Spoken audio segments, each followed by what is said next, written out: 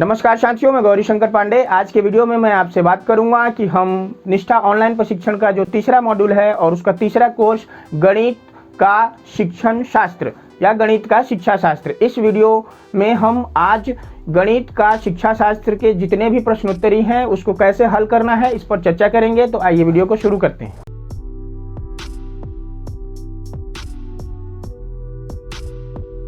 पहला प्रश्न है, इनमें से किसे गणित को आनंददायी बनाने की जरूरत नहीं है।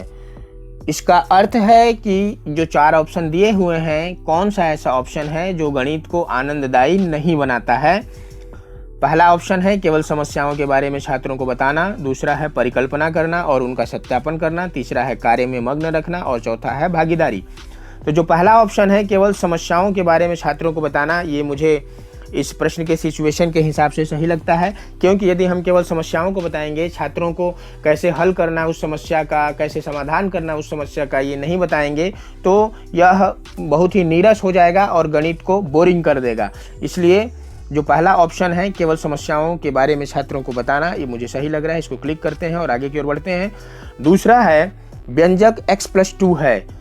हम लोग जब बीजी व्यंजक पढ़ते हैं या समीकरण जब हम लोग पढ़ते थे तो इस प्रकार के प्रश्न दिए होते थे। एक वाक्य दिया रहता था, उससे हमको समीकरण या बीजी व्यंजक बनाना रहता था, और यदि बीजी व्यंजक दिया हुआ है तो उसको हमको शब्दों में लिखना रहता था। तो ये इसके बारे में चार ऑप्शन दिया हुआ है कि किसी ज्ञात और अज्ञात संख्या के बीच का संबंध, दूसरा 2x, तीसरा x का स्क्वायर, चौथा है सिर्फ दो प्रतीकों की नियुक्ति। तो देखिए x+2 है, जिसमें x जो है चर राशि है, इसका मान कुछ भी हो सकता है और यह अज्ञात राशि है, और +2 जो है वह ज्ञात राशि है। हमको मालूम है कि ये 2 है। तो जो पहला ऑप्शन है किसी ज्ञात और अज्ञात संख्या के बीच का संबंध है। संबंध क्या है? दोनों के बीच जोड़ का चिन्ह है, यही उनका संबंध है कि ज्ञात और अज्ञात संख्याओं को यहाँ जोड़ा गया है। तो जो पहला ऑप्शन है किसी ज्ञात और अज्ञात संख्याओं के बीच का संबंध, ये सही है। इसको क्लिक करते हैं और आगे की ओर बढ़ते हैं। अगला प्रश्न है, निम्नलिखित में से कौन सा विकल्प सही नहीं है। गणित सिखाने में खेल का उपयोग किया जाता है। पहला, गणित के प्रति बेहतर रवैया अपनाने के लिए, सही। दूसरा है बच्चों की ऊर्जा और समय की बर्बादी के लिए, ऐसा तो किया नहीं जाता है। कोई भी काम हम बच्चों के लिए करेंगे तो उनका समय बर्बाद और ऊर्जा बर्बाद करने के लिए तो करेंगे नहीं। अगला है बच्चों की समस्या को सुलझाने की क्षमताओं के विकास के लिए समर्थन, ये भी सही है। गणितीय समझ के लिए, बढ़ी हुई समझ के लिए, ये भी सही है। लेकिन प्रश्न में क्या दिया है कि निम्नलिखित में से कौन सा विकल्प सही नहीं है। तो बच्चों की ऊर्जा और समय की बर्बादी के लिए ये विकल्प सही नहीं है। इसको क्लिक करते हैं और हम आगे बढ़ जाते हैं। अगला प्रश्न है, संदर्भों पर विचार करें। तो देखिए ये प्रश्न जो लिखा हुआ है ये पूरा दिखाई नहीं दे रहा है आपको। एक पेड़ के नीचे खड़ा एक आदमी अपनी बाईं ओर 15 मीटर चलता है और उसके आगे देखिए एक उल्टे तीर का चिन्ह लगा हुआ है नीचे की ओर लाल रंग से। उसे आप क्लिक करेंगे तो ये पूरे पर्दे पर आ जाएगा।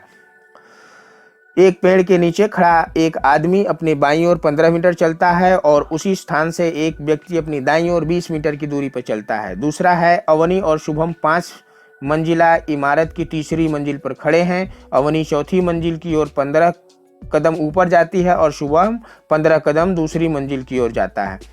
तीसरा है सविता ने बैंक से 10,000 रुपये निकाले और रमन्ना ने बैंक में 5,000 रुपये जमा कराए। अब आपको प्रश्न पर वापस आना है, तो वो जो तीर था नीचे की ओर अब ऊपर की ओर दिखाई दे रहा है, इसे आप क्लिक करेंगे, फिर से प्रश्न में पहुंच जाएंगे।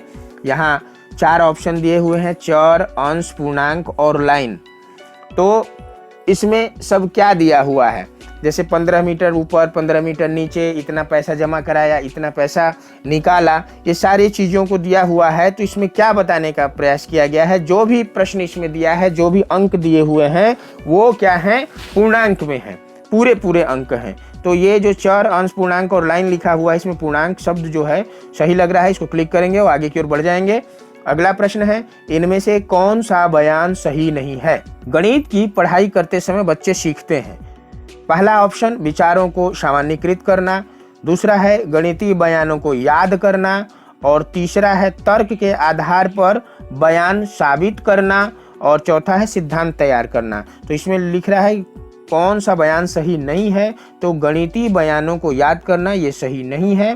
क्योंकि गणितीय बयानों को याद नहीं किया जाता है, गणितीय कथनों को सिद्ध किया जाता है, समझा जाता है, याद तो नहीं किया जाता है। तो ये जो उत्तर है कि कौन सा बयान सही नहीं है, तो यही उत्तर सही होगा, गणितीय बयानों को याद करना। इसको क्लिक करके हम आगे की ओर बढ़ते हैं। अगला प्रश्न है, गणित कक्षा में बच्चों को 4 ऑप्शन दिए हुए हैं। गणितीय अवधारणाओं के बारे में उनके विचारों को पेश कर और चर्चा करना चाहिए। दूसरा, अध्याय के अभ्यास के सवालों के अलावा कुछ नहीं पढ़ाना चाहिए। ये तो गलत है, क्योंकि अच्छा मास्टर वही होता है जो उस प्रश्न से रिलेटेड कोई भी मैटर अगर आता है और उसको पता है कि इस पुस्तक में नहीं दिया है, कहीं और भी दिया है, तो उसके बारे में उसको वह बताता है। शिक्षक को कोई सुझाव नहीं देना चाहिए, ये भी संभव नहीं है, ये तो गलत लाइन लिखा हुआ है। अगला है, शिक्षक द्वारा दी गई समस्याओं के समाधान को लिखना चाहिए और चुप रहना चाहिए। अगर बच्चा चुप रहेगा, पूछेगा नहीं अपनी समस्याओं के बारे में शिक्षक से, तो वह सीख नहीं पाएगा और वह कुंठित मानसिकता का धनी हो जाएगा। मतलब एक तरह से रटने की प्रवृत्ति उसकी बढ़ जाएगी कि चुपचाप इसको जैसा सर बताए हैं बना लो, और उसकी जो जिज्ञासु प्रवृत्ति है वो खत्म हो जाएगी। तो इसका जो पहला ऑप्शन है कि गणितीय अवधारणाओं के बारे में उनके विचारों को पेश कर और चर्चा करना चाहिए, सही लग रहा है। इसको क्लिक करके आगे की ओर हम बढ़ते हैं। अगला प्रश्न है, एक प्रासंगिक स्थिति पर काम करते हुए छात्र से उम्मीद है।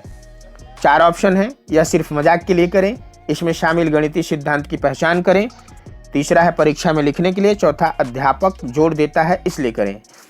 इसमें जो दूसरा ऑप्शन है, इसमें शामिल गणितीय सिद्धांत की पहचान करें, ये सही है। इस पर क्लिक करते हैं और आगे की ओर बढ़ जाते हैं। अगला प्रश्न है, गणित में की गई गतिविधियां, यानी जो भी प्रैक्टिकल करते हैं हम लोग गणित में, जो भी हम लोग बनाते हैं प्रश्न को सिद्ध करने के लिए या हल करने के लिए, तो उन सारी चीज़ों को हम गतिविधियों का नाम देते हैं। तो 4 ऑप्शन दिया हुआ है। छात्रों को शारीरिक रूप से तैयार करती है, छात्रों को अवधारणाओं को याद रखने में मदद करती है, और छात्रों को तेजी से गणना योग्य बनाती है, और छात्रों को खुशी से गणित की अवधारणाओं को ढूंढने के योग्य बनाती है। इसमें 4 उत्तर दिए हुए हैं, और ये जो है कि गणित में की गई गतिविधियां, तो मुझे लगता है कि इसमें जो चौथा ऑप्शन है कि छात्रों को खुशी से गणित की अवधारणाओं को ढूंढने के योग्य बनाती है, ये सही लग रहा है। इसको क्लिक करके हम आगे की ओर बढ़ जाते हैं। अगला प्रश्न है, प्राथमिक स्तर पर गणित सीखने के मूल्यांकन के लिए इस पर ध्यान दिया जाना चाहिए। 4 ऑप्शन दिया है और सब मिलते जुलते ऑप्शन है, इसलिए इसको करते समय सतर्क रहना है। बच्चे क्यों सीखते हैं, बच्चे क्या सीखते हैं, बच्चे कितना याद कर पाते हैं गणित को, और चौथा है बच्चे कैसे सीखते हैं। तो बच्चे कैसे सीखते हैं ये महत्वपूर्ण है, और इसको हम टिक करके आगे की ओर बढ़ जाते हैं। अगला प्रश्न है, गणित यह विकसित करने में मदद नहीं करता। क्या विकसित करने में मदद नहीं करता है? कल्पना, अमूर्त सोच, तार्किक विचार और शारीरिक शक्ति। तो गणित जो है कल्पना तो करवाता ही है। अमूर्त सोच इसको बोलते हैं कि जैसे हम लोग कोई सवाल बनाते हैं, हमको मालूम नहीं है तो हम लिख देते हैं कि माना कि x है, माना कि 100 है, वो अमूर्त सोच है। तार्किक विचार, गणित का सबसे पहला जो उद्देश्य होता है कि तर्क शक्ति का विकास होता है बच्चों में। तो कल्पना, अमूर्त सोच और तार्किक विचार ये सही है। बल्कि जो शारीरिक शक्ति है, ये जो है विकसित करने में गणित मदद नहीं करता है। गणित बनाने से हम बॉडी बिल्डर हो जाएंगे या हम कमज़ोर हो जाएंगे, ऐसा कुछ नहीं है। तो गणित यह विकसित करने में मदद नहीं करता है, तो शारीरिक शक्ति, इस पर टिक लगाएंगे और हम आगे की ओर बढ़ जाएंगे। देखते हैं क्या आता है। अगला पेज में आ गया, submit to continue, total question 10, question answer 10, question skipped 0। इसको सबमिट करके देखते हैं क्या स्कोर होता है। देखिए लिखा है your score is 10 out of 10, मतलब आपने 10 प्रश्नों में 10 का जवाब दिया और 10 सही हो गए। तो दोस्तों देखा आपने कि किस प्रकार से थोड़ी सी सावधानी रखकर हम 10 में 10 नंबर प्राप्त कर सकते हैं, और अपने दिमाग में भी बहुत अच्छे से किस प्रश्न का कौन सा उत्तर सही है तो क्यों है, गलत है तो क्यों है, ये सारा चीज़ हम जान सकते हैं। तो वीडियो को बहुत ध्यान से देखें, इसके लिए आप लोगों का बहुत बहुत धन्यवाद।